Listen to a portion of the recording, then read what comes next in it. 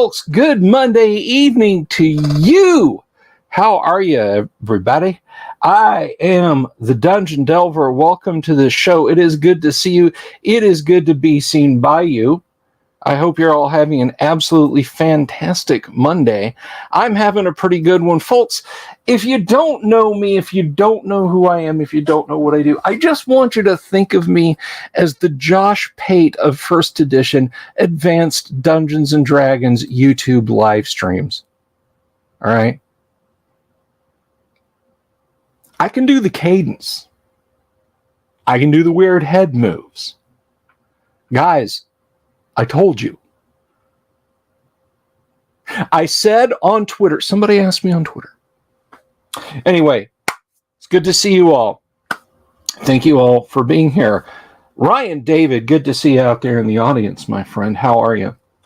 Guys, I want to talk about just for a second before we get into things, before I do the call to action, before I even do a sponsorship spot, I want to take a hot minute here real quick. And I want to express my just boundless gratitude to you guys out there in audience land. We were hovering in the 4,980s on Friday night, Saturday morning. I put up a little call to action. I put up a little appeal. I said, hey, it sure would be nice if we could hit, if we could hit 5,000 in the next couple of days. We're so close. So if you haven't subscribed, please do.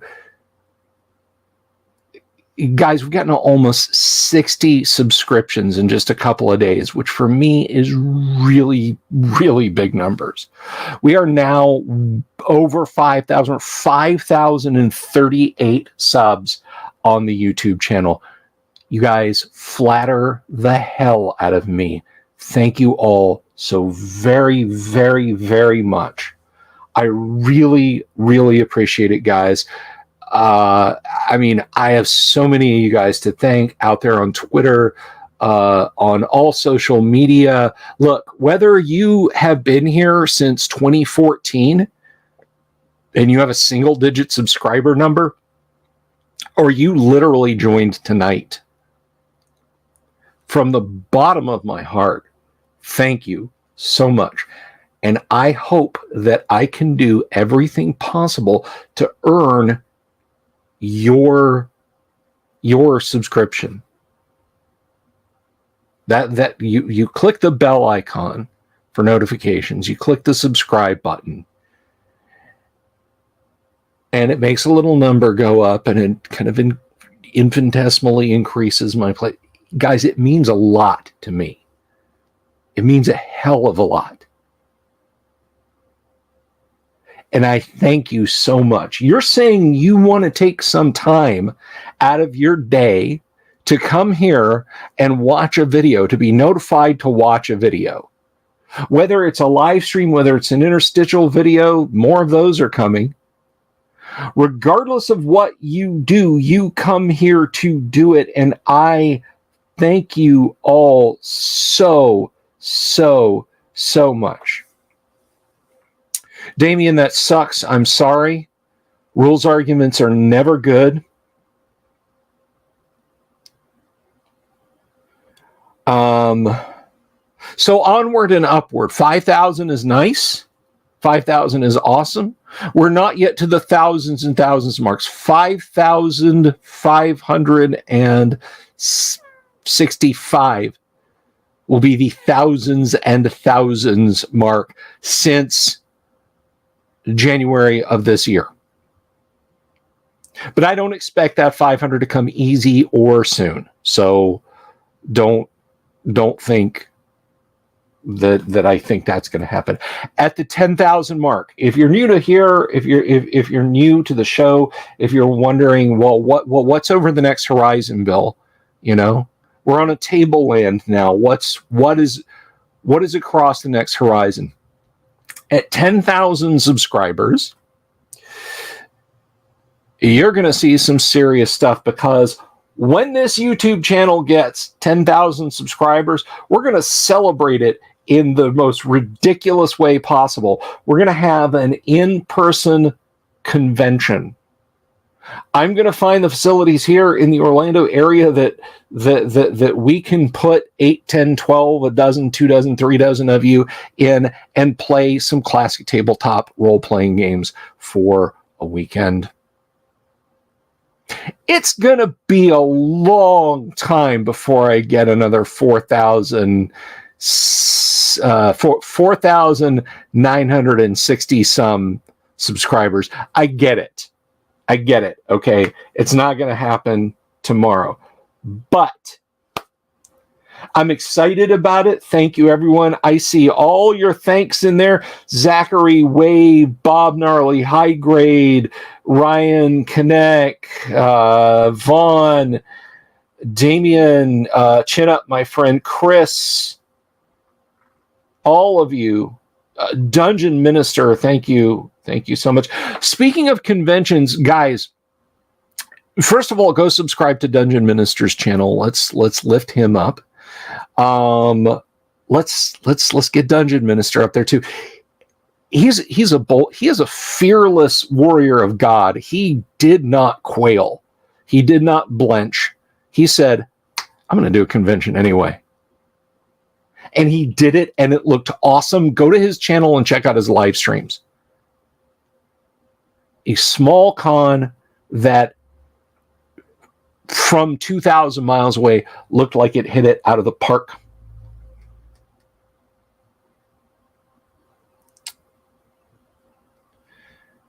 Death Angels, hello. Gumby, greetings. Hint, rent a church hall. They're a lot cheaper than hotels or conference centers. Derek, man, I will.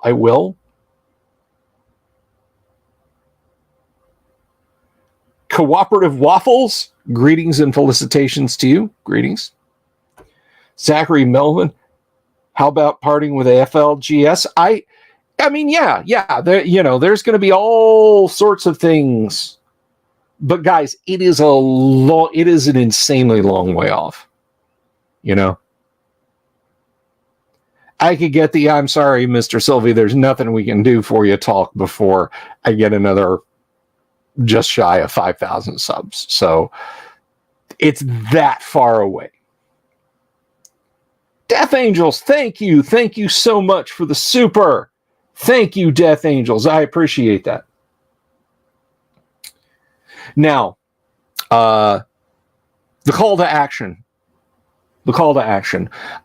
If you're just stopping by, if you're like, I'm going to wait to see what this guy's videos are like. I'm not going to watch one of his old videos.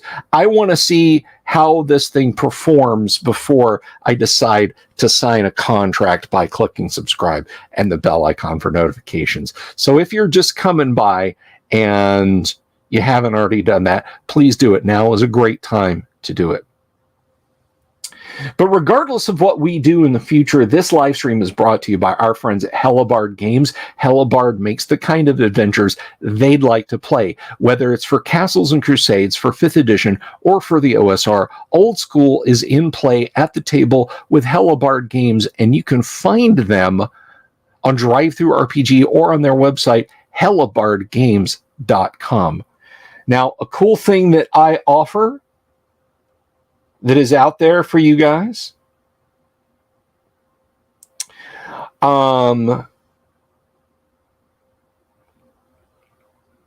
is if you are not sure how to support the show other than a subscription and a like and a comment, all of which are super helpful. You can, as you saw, Death Angels through Super Chat. I greatly appreciate it. You can click on the membership button or support us on Patreon for as little as $1 on Patreon or $1.99 as a YouTube member. You can support us month to month and help keep us making great content. At the $10 supporter level, I call it the Master Thief level because it's a steal. Every month you get a short first edition advanced Dungeons and Dragons adventure written by myself or my co-host, Kyle Schuant. Oh my gosh, Local, thank you so much. You gifted me 5 memberships. That's awesome. That is great. Wave, you've never eaten a waffle? Do something about that. So $10 members or $9.99, I think is the membership level, or $10 over on Patreon. You get an adventure module, first edition AD&D adventure module every month. 5 gifts. How do I do that? I gotta go to YouTube. Let's see.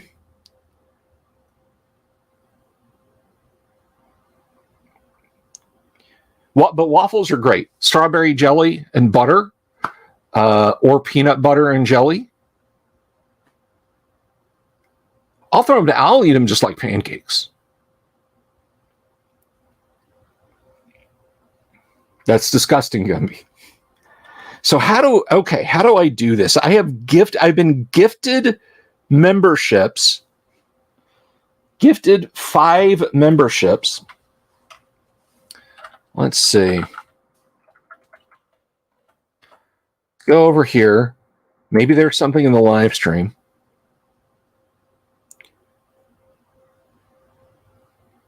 It's done randomly.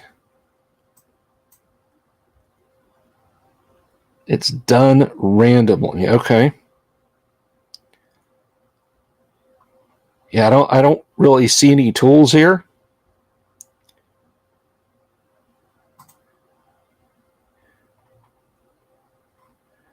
Well, thank you very much, Local Gumby. I appreciate that.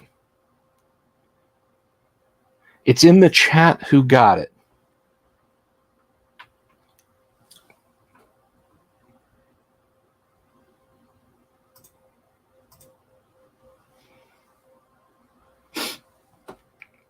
Well, that's awesome. But you know what? It's not just me talking about metrics and all that sort of thing.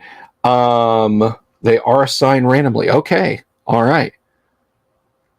Well, speaking of gifts, I want to tell you guys, I've been thinking about this. What would you guys think? And I'm going to put a poll out about this on Twitter and on the community page for YouTube, and I'll probably even ask on Facebook. I still do engage there a little bit.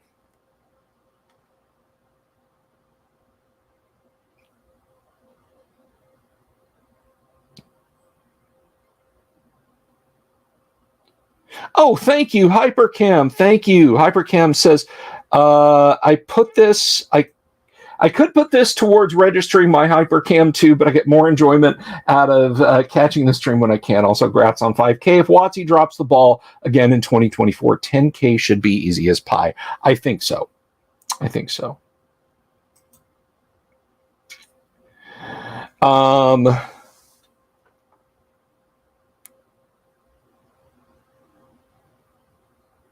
Tap the gift message and set to yes. All right.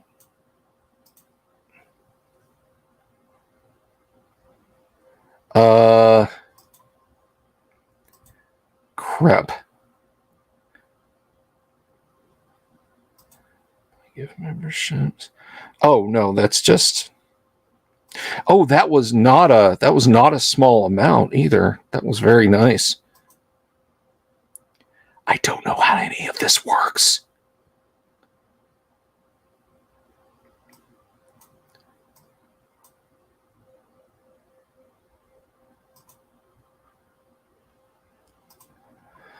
Anyway, so to get back to things, I don't just talk about metrics and give me money and everything is awesome and, you know,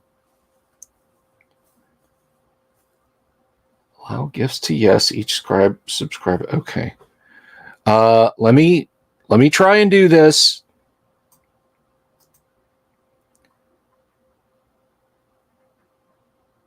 Is it under settings? Permissions? Channel. Advanced. Feature eligibility.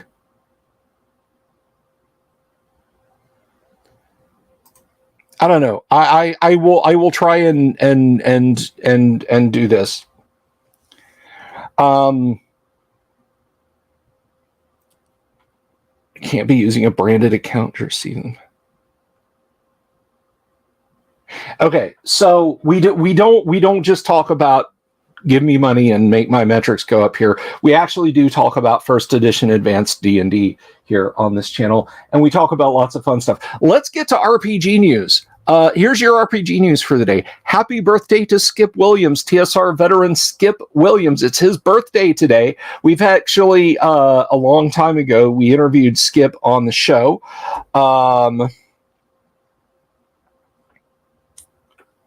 Bob Gnarly, get a player's handbook, a dungeon master's guide, and a monster manual. We talked about this on Friday. We talked about this on Friday. For about $200, you can get the entire 1E AD&D Essentials library in various print-on-demand forms. So I would get a player, a dungeon master's guide, monster manual, 4 players handbooks, B2, T1, A1 through A4, S1 through S4, G1 through G3, D1 through D3, and Q1, and WG4. And you have the the World of Greyhawk campaign set. That is what I would get. That is what I would recommend you buy.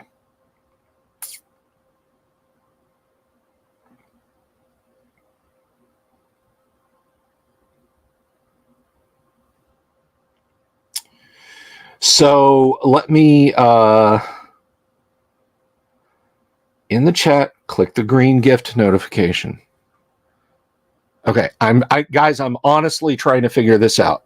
So I click that. Let me get my glasses.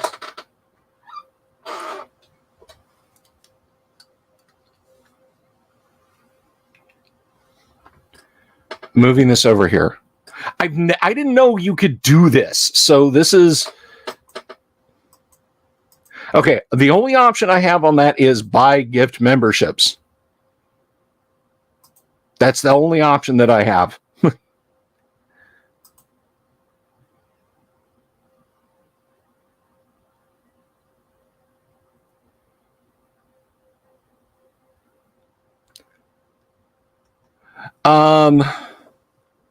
Should you stay away from the BECME Rules Cyclopedia? I don't think... It's not a favorite of mine. I'm a 1E AD&D guy primarily, and OD&D.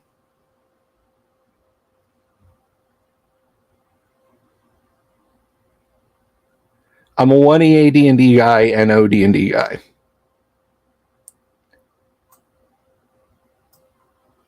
I know it's my channel. I've just never done this before. I didn't know you could do this.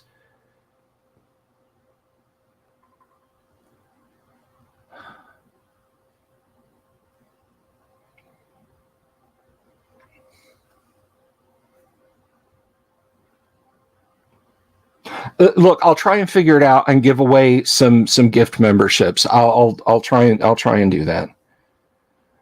All right, let's talk about, because if you saw in the thumbnail, another thing we do here is we do a dungeon diorama.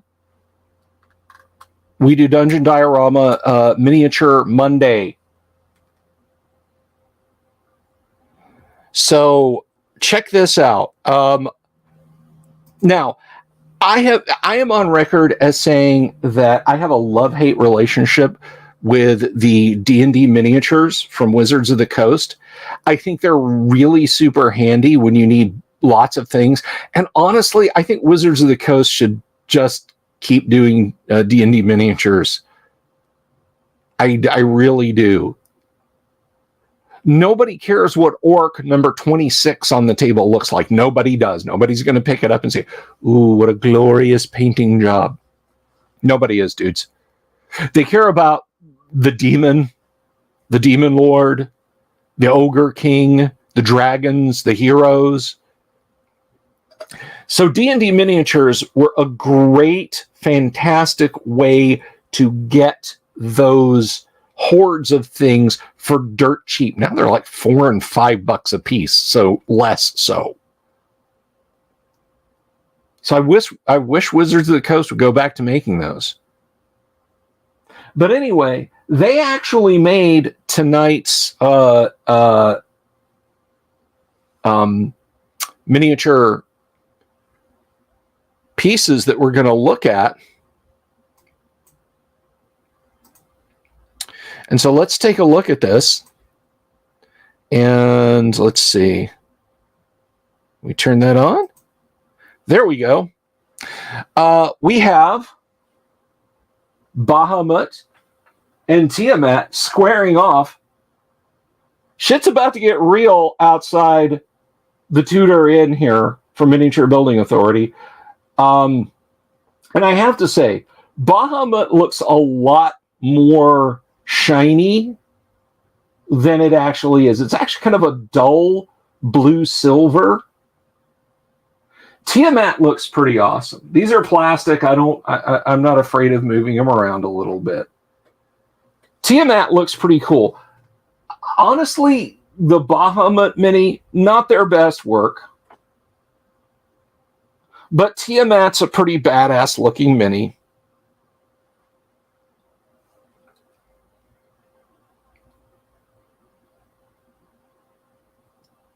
So, there you go. That's the minis. And this will remain up over here. You'll see it in the background all week long. As far as I know, these are considered rares in D&D miniature collecting, if that's even still a thing. So this one tends to go anywhere from $60 to $100. But honestly, you could probably scoop one from your FLGS for $20 or something. And this one I think is like 40 or 50.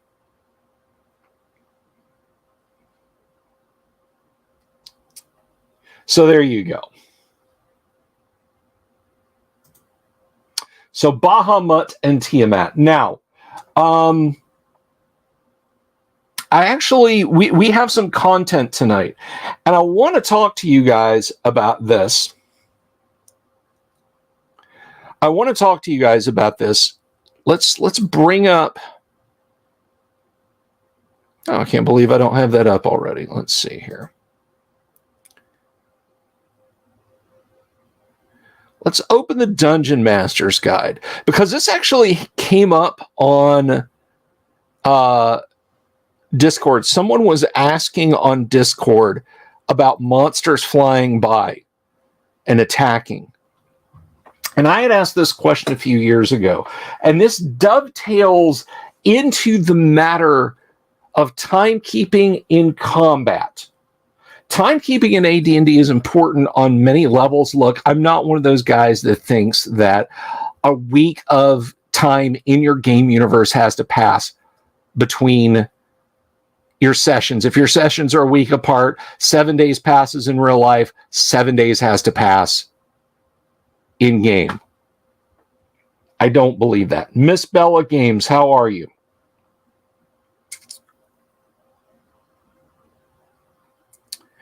And this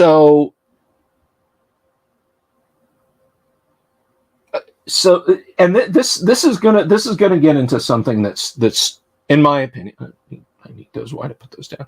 In my opinion, is super important about first edition AD&D, and it goes back to what I've said. The people who've read and understand the rules knew that the rules didn't have to be fixed.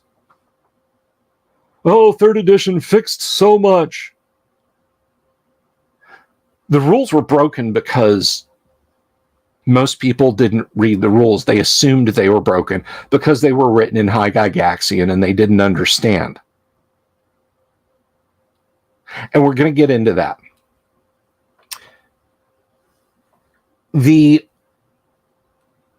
subatomic particle, the building block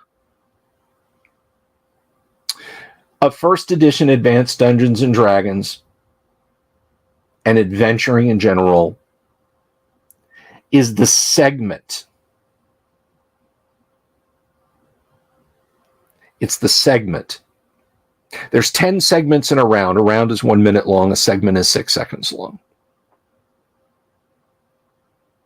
And seconds matter. Seconds absolutely matter. And I want to talk about that misunderstanding. I want to talk about people's lack of the channel, the Discord link cooperative keeps expiring. It just, I've set it to like, no, this is the permanent link forever. And people are like, no, it expired, dude. So anyway,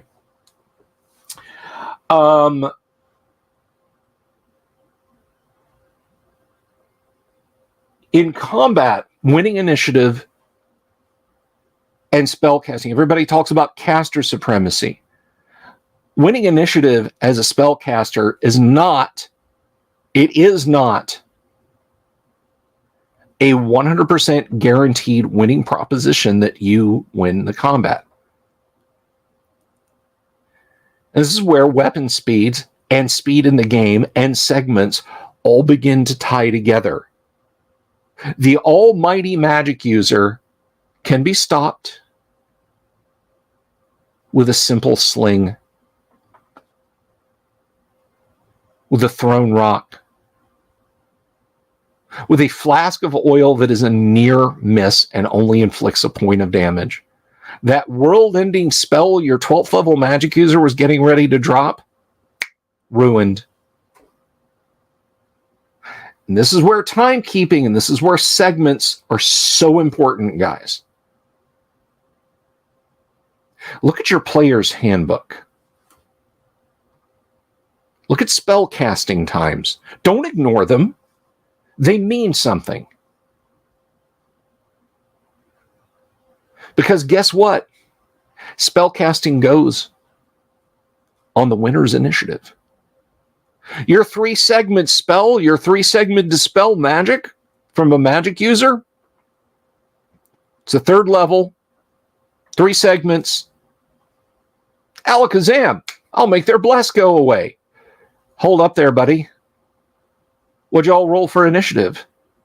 Well, we rolled a 2. What'd you guys roll? A 5. Guess what? Your dispel magic won't go off until segment 8. That's a long time to get stabbed, shot, burned, counterspelled, not counterspelling like it currently is. Anything, and it can disrupt your spell. The light foot with a dagger can run up to you and stab you if he's close enough and get that spell off. Tickled. Cooperative tickled.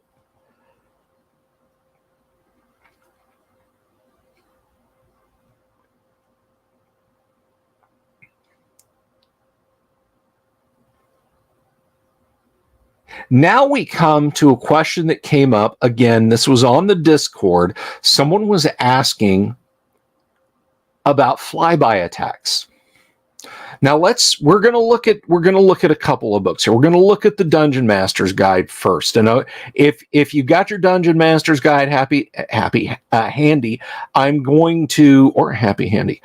We're going to go to page 50 of the Dungeon Master's Guide because it's where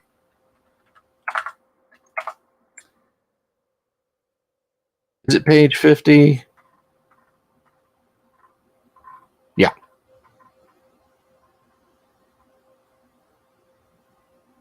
It is where the question originated. And let me share this on the screen. Are you guys into this? Are you feeling this? Is this fun for you guys? I hope it is. This is more of a series that I'm doing on how to dungeon master.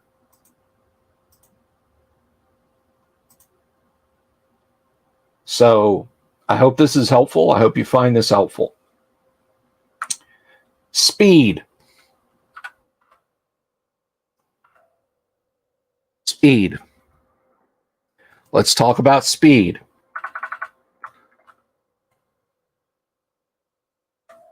Come on.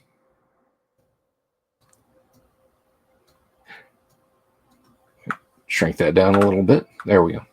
Speed of flight of each creature is listed with the other information in the AD&D Monster Manual, and it will be noted again in the list of aerial creatures at the end of this section. When conducting aerial combat that takes place entirely in the air, it will be convenient to convert inches per turn to inches or hexes per round. For the sake of standardization, all flying creatures can climb at 1/2 and dive at twice the stated movement rate. They will be able to climb 1 foot for every 3 feet they move forward, but they may dive up to 1 foot downward for each foot traveled forward, i.e. at a 45-degree angle. None of the above applies to creatures with Class A maneuverability, which can move in any direction they choose. When diving, all creatures' physical attacks will do double damage to all targets which are not themselves. This includes diving at earthbound creatures which come from a height of 30 feet or more. There is no damage penalty for attack while climbing. No creatures will be able to climb above 5,000 feet due to lack of breathable air as a general rule, but you may alter the ceiling if you wish. Now, the question was asked, well, who gets an attack? Does it land an attack? No, and of course it doesn't. Here is how aerial attacks work, and here is why time management interlocks with this. And I want... Pay attention now. Pay attention. Let's say a monster has a flying movement rate of 60 inches. Outdoors, that's 60 yards per round. 60 inches of movement, 60 yards out of doors per round. And here's where flying monsters, particularly dragons, can become rather deadly. And here's where we're going to get to that intersection. Monster dives onto a party. He starts 30 inches away. In a single round, depending on initiative, he can dive down, strike the party, and be away before he can be struck. Dragon dives in, claw, bite. He's still got 30 inches of movement, but now initiative and timekeeping become critical. Let's say the dragon got an initiative roll of 6. The party got an initiative roll of 1. The dragon has 5 segments before the party can act to keep moving. Now, you divide his movement rate by 10, or her movement rate. It's up to you. Divide the dragon's movement rate by 10. Look at how much movement they've got left and determine, can they be, because this is out of doors, 10 yards away, that's 30 feet, from anyone who can strike them by the end of the round. In this case, unquestionably, they have 5 segments of movement. They have 5 segments of 6 yards. Because remember, we're dividing that by 10 because we're in segment movement now, and we're going on initiative segments. 6 times 5 is 30. The dragon flies down, claw, bite, and is 30 yards away before you can do anything about it. You better have archers. You better have spearmen. You better have spells. Because in a couple of rounds, that dragon's going to turn right back around, depending on its maneuverability class, and be back to do it all over again. Timekeeping is important. No, the dragon does not land. You fight, it fights. You'll get a blow at it as it goes by, depending. Now, let's say it started 55 yards away from you, dives down on you. Does it have enough movement at the end of its round to clear that 10-yard area? Again, it depends on initiative and it depends on time, but odds are it won't. It'll be stuck there, and anybody else nearby that wants to take a whack at that dragon can. The smart dungeon master will play the dragon very intelligently and make sure they've got enough movement. Is that mean? Is that annoying? Absolutely, positively. And yes, by the way, they can fly by and they can breath weapon you if it's a dragon. Unquestionably. A dragon, roar attack, sure.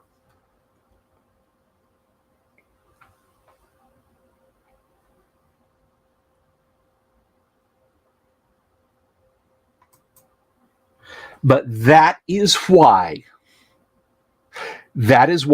timekeeping is super, super important. When you look at how magic users cast spells, this whole thing about caster supremacy and so on and etc., it's a simple handful of gravel. A thrown flask of oil. Remember, it doesn't have to hit the magic user. They can just have flames lick at them. Then all of a sudden, protection from normal missiles doesn't help. It'll stop the sling stone and the arrow. Unless, of course, that sling stone happens to be a magic sling stone. Or that arrow happens to be magic. The idea of the magic user just floating up in the air and erasing everything on the battlefield came out of the minds of people who didn't understand spell casting times. They just wanted that instant gratification. I want it now. I just want my mage to be able to fly up in the air and zap the dragon, and everybody else just blindly followed along and said, oh my gosh, magic users are OP. We better fix that in 3rd edition. Oh, it's still not fixed? Well, we'll fix it more. Everybody will get magic spells.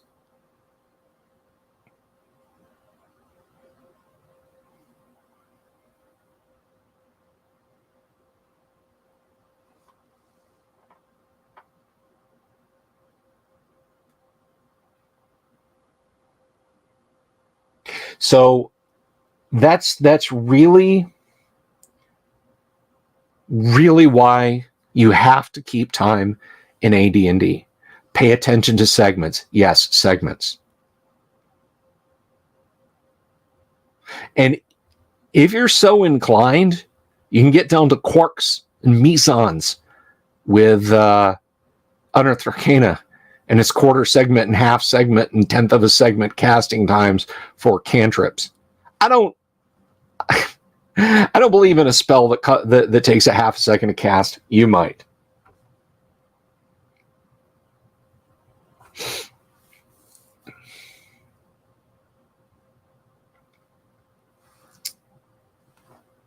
But I just want you guys to keep that in mind as you DM, as you go out there and you have to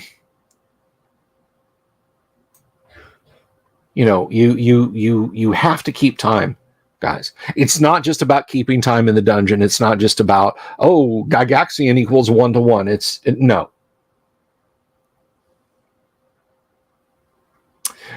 So there was a question from Graph Paper Architect, and I want to answer that. Would I consider 4 claws and a bite if it's doing flyby? No, because it only has 2. It only has 2. I mean, generally, it's clawing stuff in front of it as it's flying past you. I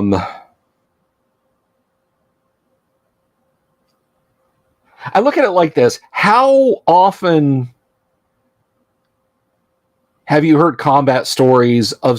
you hear combat stories of soldiers who use close quarter combat, pistols, knives, elbows, butts of rifles. And I know they train martial arts. I know they train pugilism and so on in various things. But you don't really hear that, this soldier bravely kicked his way out of a fight. Generally, lifting a leg up means you're off balance. And I would deem that it's probably a flight balance matter. And plus, they can't really see behind them as they get that far past the target. That's my feeling as a dungeon master. You might feel differently.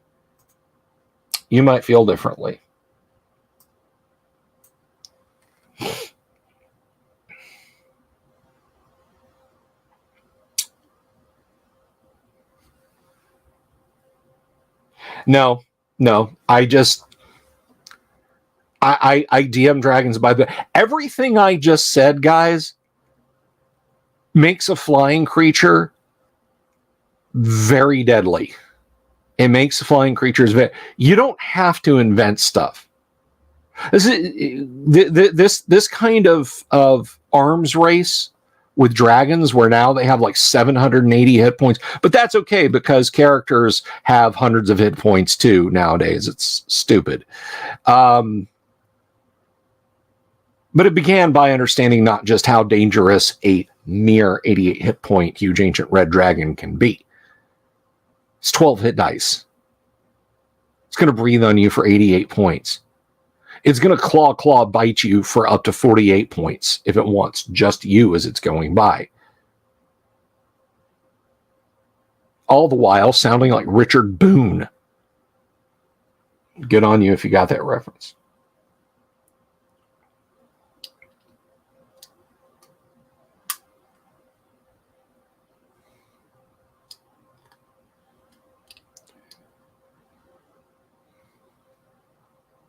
So, you can always do kicks if you use OA, yeah.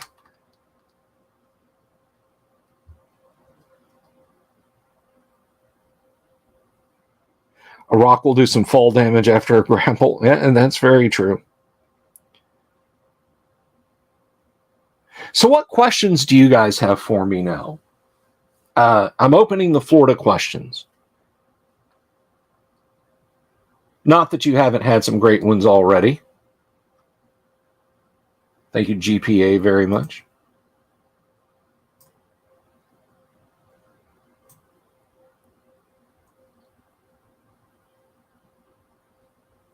Oh, yeah. Now that's a dragon could absolutely overbear.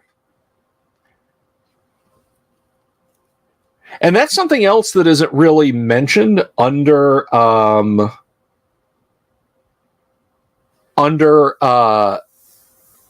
diving attacks. Remember, these are larger than human, elf, half-elf, dwarf, halfling, half-orc, gnome. So you got to look at the overbear rules, because a character can be overborne. A character can basically be knocked flat. Do I consider breath weapons normal or magical? They have saving throws, so I treat them as magical. However,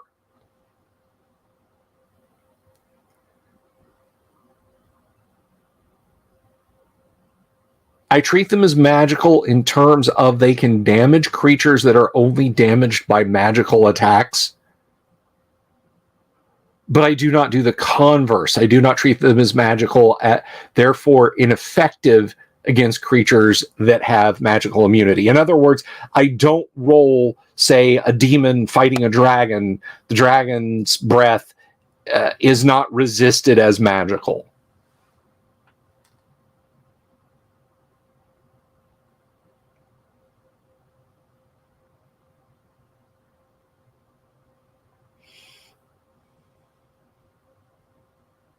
Yeah, dispel magic doesn't squash breath weapons. Exactly, cooperative. I hope you can too, RPG Grandma. Well, hello to Tonka Todd. So it's really, oh, Michael, I see what you did there. Very spicy. Very spicy. Peter Parker is Spider-Man. Let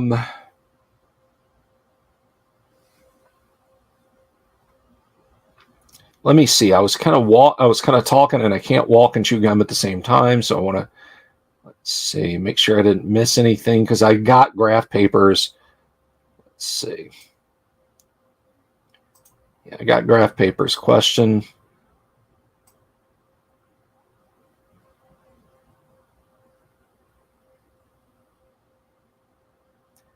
Oh, Wave asks, what's Fitz? It's Ironcaster. What's up?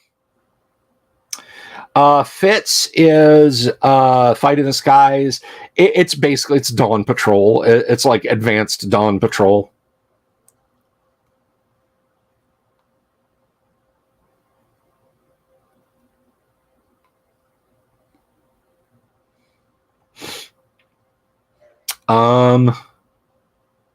All right, so let me tell you guys while you're formulating conventions, formulating questions. Ever deal with death of DM and their campaign was? Have I ever? No, I have not. I mean, I've had friends who DM'd who passed away, but they weren't running a campaign at the time, so it didn't really come up. So I'm sorry, I don't.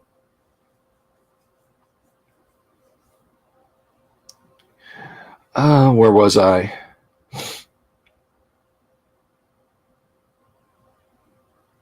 I just don't want to miss anything here.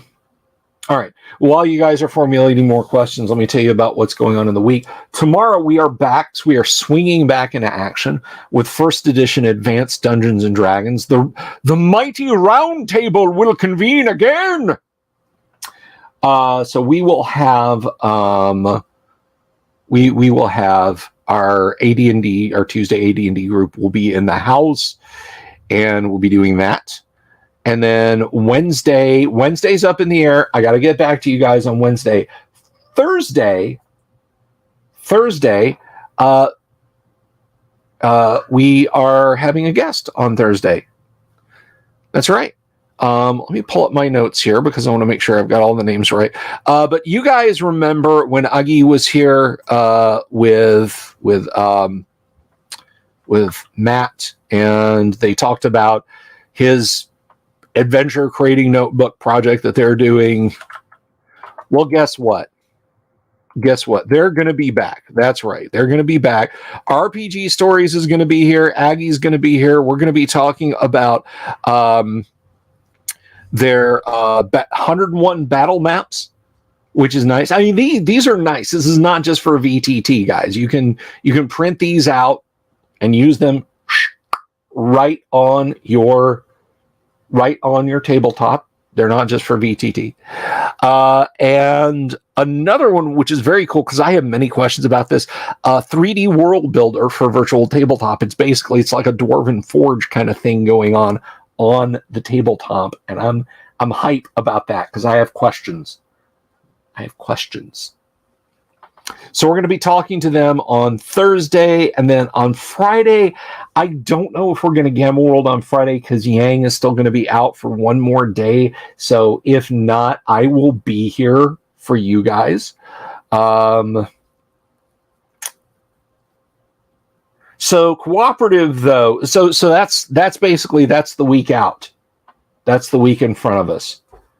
Guests, live Let's Plays, deep dive and Q&A sessions. It's going to be good. It's going to be fun. Vaughn, are you still seen? Yeah, I still see you.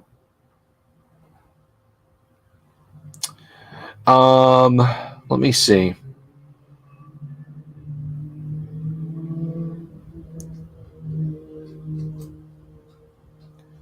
Walls in line of sight drive you nuts.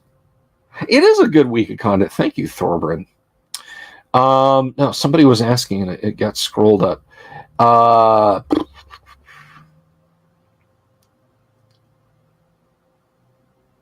Cooperative waffles. Weapons versus armor types. Don't really use them. They slow the game down.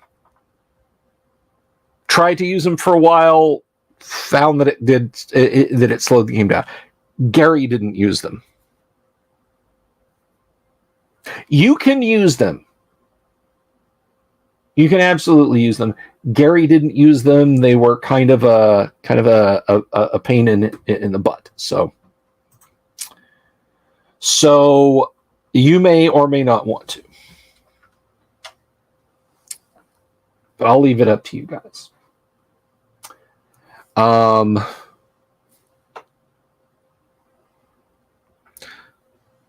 Let me see here. Don't want to miss any comments from you guys, so I'm just scrolling through real quick.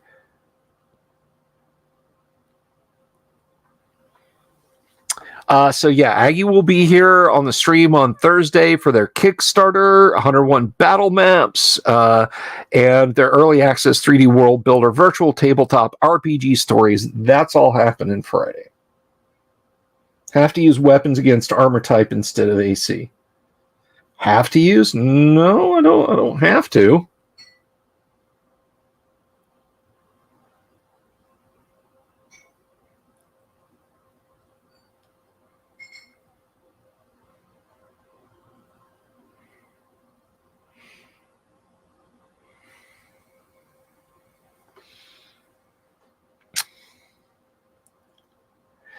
I haven't seen it, Thorbrand.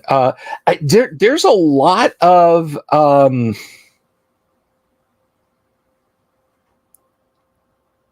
there's a lot of little like what's the word I'm looking for here? Kind of kitchen sink press RPGs that a lot of people have told me about, and I would love to play, but I don't have the wherewithal to pick all of them up and play them and demo. I would love to get demo copies and some stuff and do some short form videos that aren't me screaming about Wizards of the Coast and not live streaming, that I could just do a review for you guys. Michael Dale says, if I was going to let a small party of PCs 2 to 3 run with a couple of men-at-arms and or an NPC, would you let the PCs control them more? I would run them as NPCs.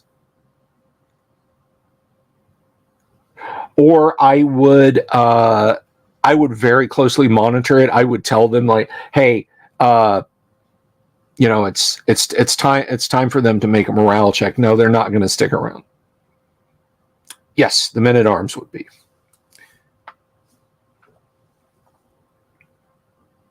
Sounds fascinating, Thorben. Sounds fascinating.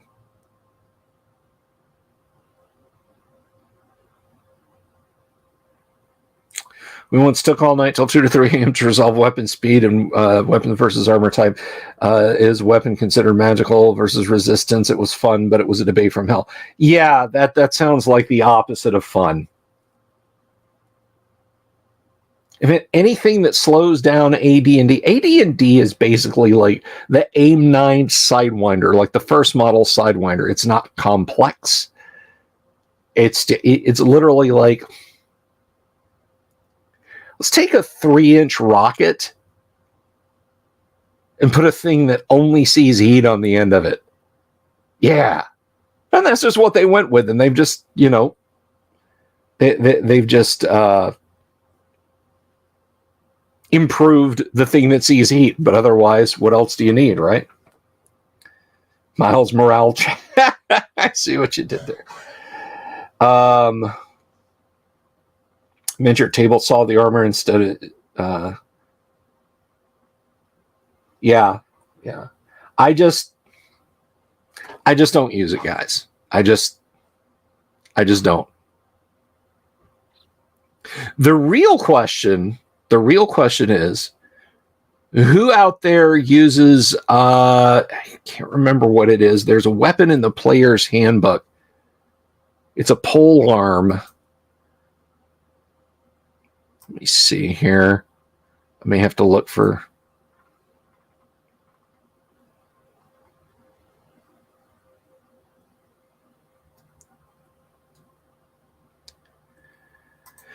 Let me see.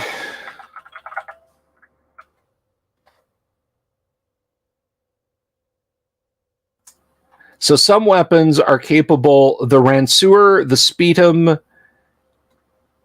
Yeah, the Ranseur and the Spetum. This is in the player's handbook now. Weapon capable of disarming opponents on a score required to hit AC 8. How many of your players know about that dirty little trick? And that's in the player's handbook. Michael Mertig, hello.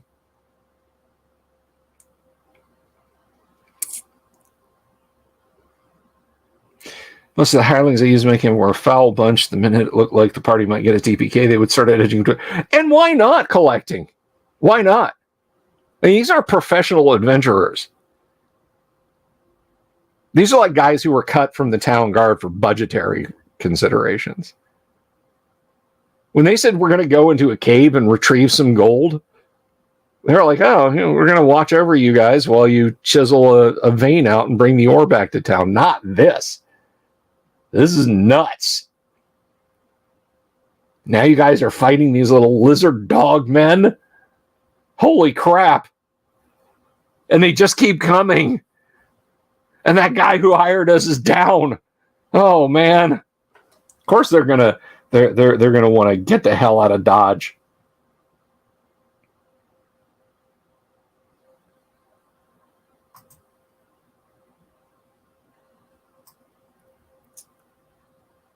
Nope, not the Bill Guizarm, just the Spetum and the Ranseur.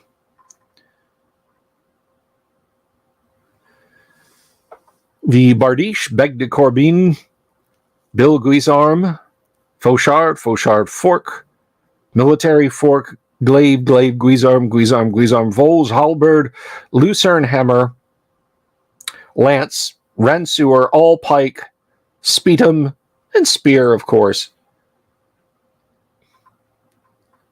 And Volge.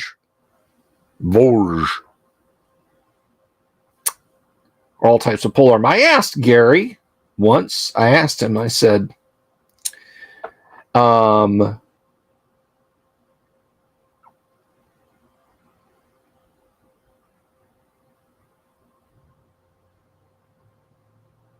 of course, Chris, of course.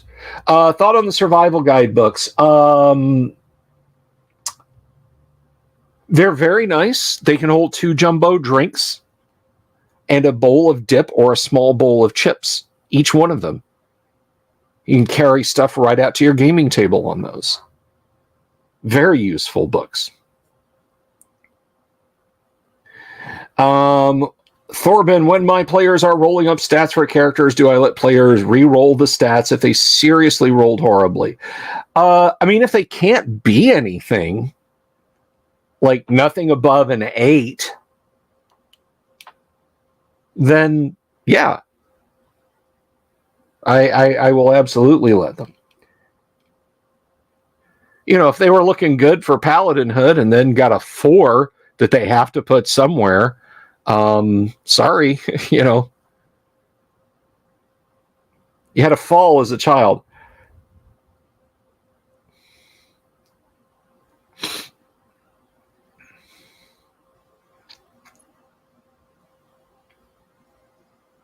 But anyway, I was talking to Gary and I asked him why all the pole arms. This unfortunately got cut off from the interview because my software crashed. I kept talking to Gary. I didn't say, "Hey, wait, let me reboot my computer." But I kept talking to Gary and I asked him why all the pole arms, and his response was he wanted something to differentiate tribes of monsters and armies with, and I'm okay with that.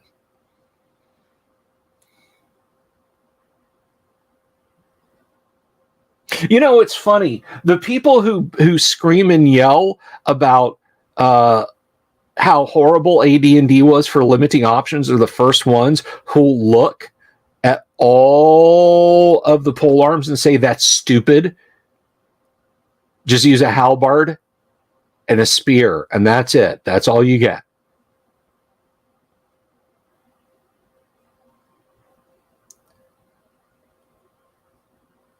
When I looked away, I rolled all like, oh, really, Michael? Congratulations.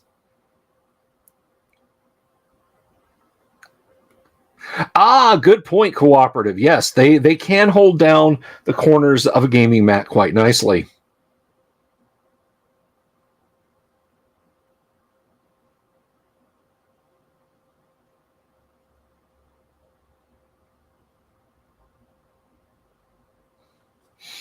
Your DSG still had a receipt in it, 1987, $11.99. It's $10.99 too much for that thing. Well, that's why we have the Pole Arms article in early issues of Dragon magazine and reprinted in Unearthed Arcana. It was actually reprinted in one of the last issues of either Dungeon or Dragon magazine by Paizo, which I thought was pretty nice of them.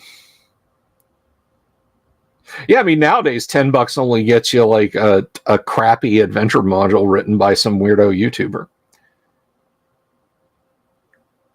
I don't do it cooperative because the filter character adventure seems like I want to run Mini Tomb of Horrors and get my homicidal DM attitude on.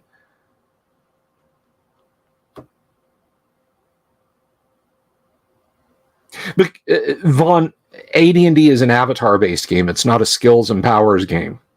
Well, magical powers, but it's not a game of skill systems.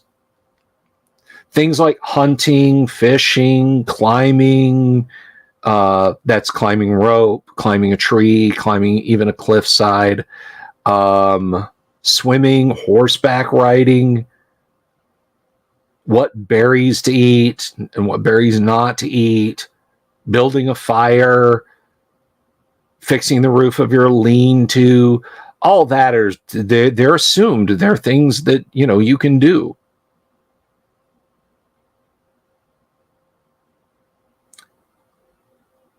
Yeah, the old TSR memberships. Now, I will say this: the Jim Rosloff art and the covers by Jeff Easley on the WSG and DSG were lovely. Good night, Graph Paper Architect. Be well.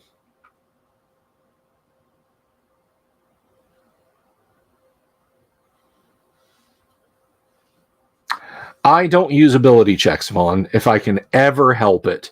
If I need to resolve something with a dice roll, I might, but I don't use ability checks as a standard thing either. So that's how I feel about that. And plus, I don't want people doing this all the time. What's on my sheet? I can't do it if it's not on my sheet. And that's so limiting. That stuffs people into a box. By God, if you tell me that your paladin is the best dancer in a 20 hex radius of the city of Greyhawk, my first response to you is not going to be, did you take the dancing skill? How many points did you spend on dancing? I might have you say save versus paralysis when you're out on the dance floor and throw a little something your way for having high charisma. I think everybody should say thank you to the Dungeon Minister. Thank you, Graph Paper Architect.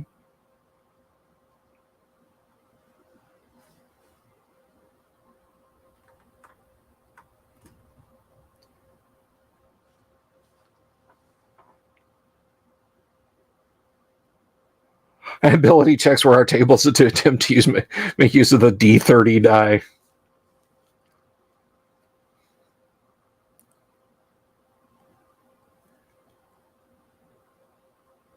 And hey, you know what? My standard response is do what you love and love what you do. And I love playing first edition AD&D, which is why, despite the fact that I would love to sit here and talk to you lovely people all night long, that's also very true. High grade is also very true. I do have a game to get to here in a little while, so I'm going to wrap this up and say extra special, super cool thanks to Local Gumby for the 5 memberships. I hope you guys out there enjoy your memberships you got. Thank you to Unregistered Hypercam for the super and Death Angels for his super. I really, really, really appreciate it. We'll be back tomorrow night. I'll do a little preamble ramble before we get up to first edition AD&D, probably for a half an hour. Then we'll jump right in with our group and we'll find out what's been going on in the Keep on the Borderlands near the Caves of Chaos. So I'm hyped about that. That's right, Orbital.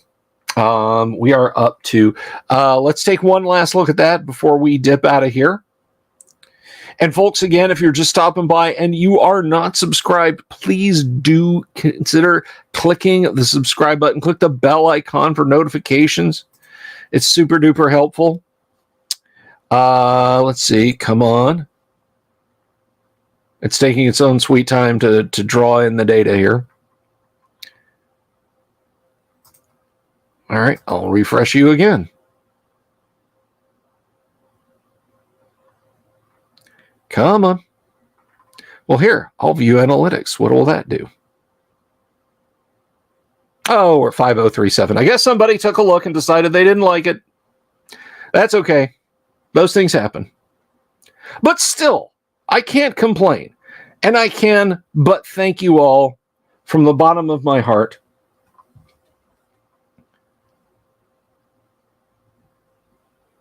Yes, halfway to the Guac, the great underground overland gaming convention. There is no BillCon. I don't know what you're talking about, Wom.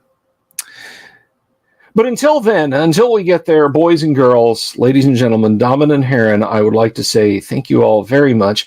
And as you walk home tonight, please, please be careful and ask yourself, have you seen the owl bear? Peace. I love you all. Thank you so very much. Have a lovely evening. Good night. Have you seen my owl bear?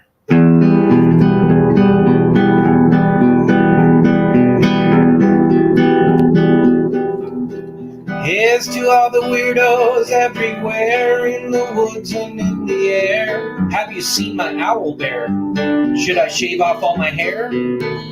Bobs are all around. Some live in tunnels underground. Some are fat, some are rich, some are sleeping in a ditch.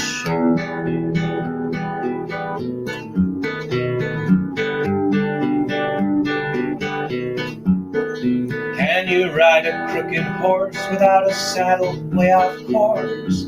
Naked as a toad all the way to Smoky Joe's. Have you seen the little creep driving fast in his little green Jeep? He smells like fish and brandy, but his rotten teeth look dandy. Take me to the show, I don't care if fast or slow. From action flicks to dancing dicks, just take me to the show.